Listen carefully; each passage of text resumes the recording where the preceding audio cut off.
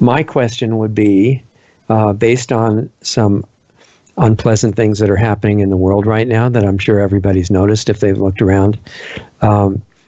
It seems like on the surface, the global hierarchy working toward world government, and my thought that after that, they really want extermination of life on the planet as part of a ceremonial sacrifice that they're doing on a big scale, but that's another issue. With that going on around us, the idea of uncovering whatever our real best potential would be, because that's what we've got to work with, and we have to become conscious of it first.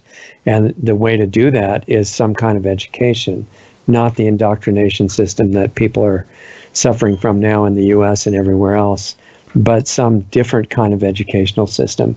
And I know we're going to get into this in depth in an upcoming main show, but for the moment, what are a couple of the things that you've noticed that would have to characterize that different kind of educational system that would set it apart from the government indoctrination centers that we have now? What would have to change? Yeah. Well, thank you, Richard. And I think the first thing that would have to change is there wouldn't be a system. It would be a non-system. It would be very much like the free market.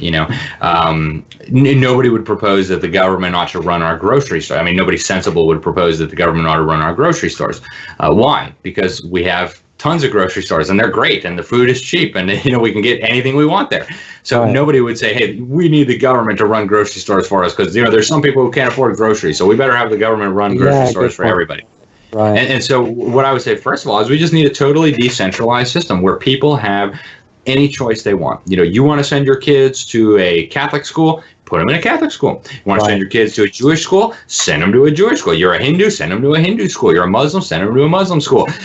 Take your pick. You're an atheist, well, pick a Montessori school, whatever your thing is. Right. And I think the free market does a phenomenal job of getting rid of bad ideas and having good ideas rise to the top. And so if you had competition in the system, in a market system, you would have the schools that are doing a great job, right, that are producing well-educated, well-rounded, balanced, highly literate students. Those would be the ones where parents would want to send their children. Those would be the ones where parents would voluntarily pay money to have their children get an education. And then other entrepreneurs would look at that and say, wow, that guy's making all the money. Everybody's putting their kids in that school. What is he doing that I should be doing? And so you would get this imitation. Well, how do we do it better, right? Exactly. So you would get imitation and innovation, and the best would rise to the top, the worst would fall off. And I think really the sky is the limit when you have that kind of system in education. And, I think part of it would be going back to the kind of education that we had in the United States prior to the establishment of the government system in the 1850s. You had an incredible diversity of educational options prior to the introduction of government school systems in the United States. I mean, you had every kind of private academy imaginable. Different churches ran different schools. Some of them would allow poor people to come for free. The Quakers had all kinds of schools where you could send your children, even if you weren't a Quaker and even if you had no money. You had schools for navigation and for architecture and for linguistics and for Bible study. And there was something for everybody, and it worked amazingly well. How do we know? Well, go back and get some of the books. Right? I've got a whole library full of books from the 1800s, school books, and they would blow your mind compared to the garbage that's taught there today. That must be part of the reason they're trying to get rid of old books right now. Oh, absolutely. I tried to donate some books to a local library recently, and they said, these are pretty nice books, but we're trying to modernize our collection and make sure everything's from the last 5 years.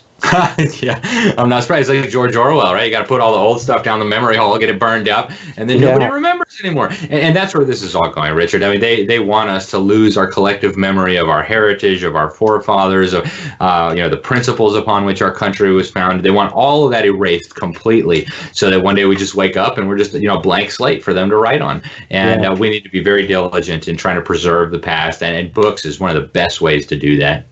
Yeah. Books where they have actual paper that there are words printed on it, right. Not just on a screen. Those old-fashioned things. Yeah. Well, it's going to be exciting to take it from there and see what a full system would look like.